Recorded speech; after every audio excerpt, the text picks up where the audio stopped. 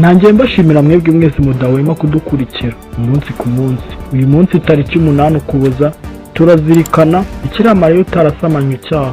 Guhera mu myaka ya mbere Kiliziya yari ifite isengesho ryiza cyane rigaragaza urukundo n'icyubahiro ifitiye umubyeyi wa Yezu.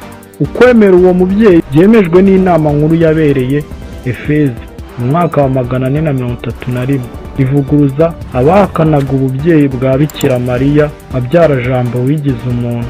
Muri kumwe na Dusenge Gilbert naho mukanya.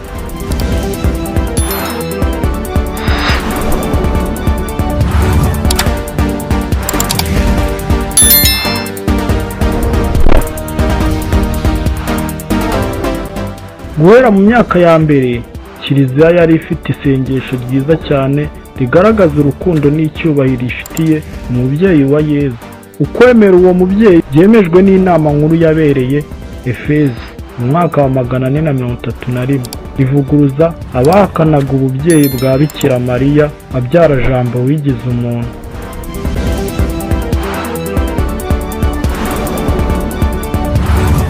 Umwaka w'1500 nibwo Kiliziya yagaragaje byeruye mu mvugo ya liturujia iti Imana yateguriye umwana wayo ingoro imukwiye, maze irinda Bikira Mariya icyaha cyose bimurindisha ingabire dukesha urupfu rwa Kristo.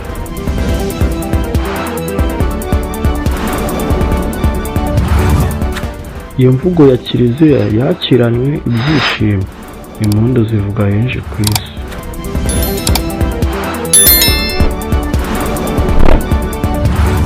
Bigera igihe Papa Pio wa 9 abigize ihame rikomeye mu Kiliziya mu mwaka w'1854.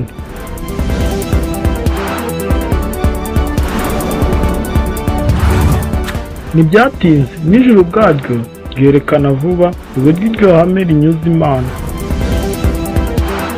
Nuko Nyagasani yemera ko Bikira Mariya abonekera Bernadette i Lourdes mu mwaka w'1858 yiyita ubwe utarasamanywe icyaha. Bikira Mariya utarasamanywe icyaha udusabire. Mwari kumwe na Dusenge Gilbert. Amahoro y'Imana akomeza abane namwe. Boneho no kubifuriza umunsi mwiza naho utaha.